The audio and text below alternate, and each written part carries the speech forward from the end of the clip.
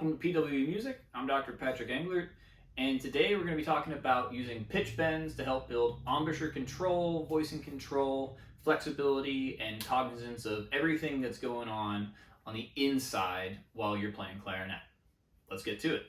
So the first pitch bending method I'm going to show you today is something we can do from day one.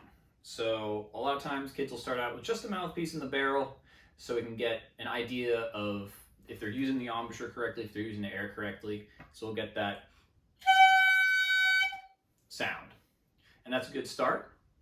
But the challenge here is we want to see if they can bend that pitch down by going from an E tongue position to an Ah tongue position. So going from high to low and loosening the embouchure a little bit.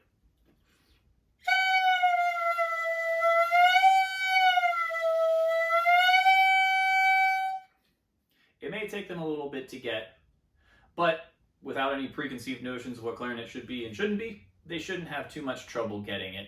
And it's a good way to make weird sounds, which kids love doing anyway. So the second way is pretty similar to the first, with the exception of we're going to be using the whole clarinet. So this might be a better way of approaching middle school or early high school kids who feel like playing with the mouthpiece in the barrel is a little bit juvenile. But what we're going to do with the whole clarinet is the same exact thing. We're going to pick a higher note, like a high C works really well, thumb and register key, and just do the same thing. See how far down you can bend it while controlling it.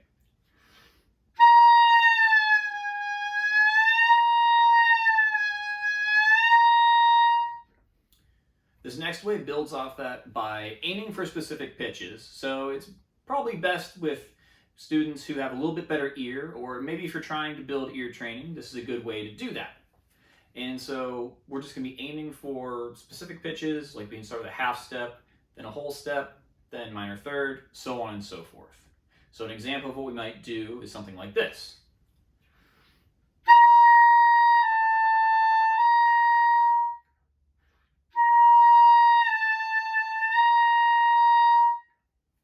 So for that example, first I fingered the notes, C natural, down to a B natural, back up to a C natural.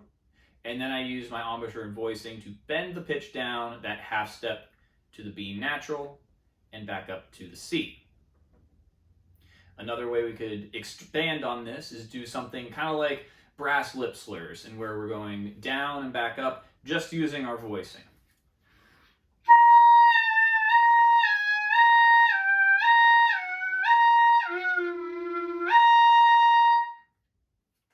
So we lost it there on the biggest one, but you get the idea. We're gradually expanding and getting more and more control with the embouchure and voicing. The final way we'll talk about getting into pitch bends today is by getting into everyone's favorite clarinet rep. That's right, Rhapsody in Blue. So that smeared glissando at the beginning is completed in the same way as we're doing all these other pitch bends, just with a little bit more control and flexibility.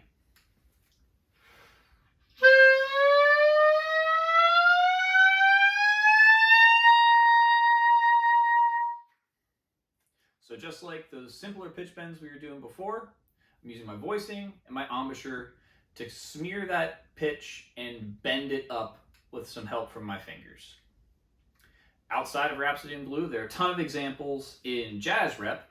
The Artie Shaw Concerto has a octave-long glissando from a G up to altissimo G at the end, which is a little bit more of a challenge even than Rhapsody in Blue.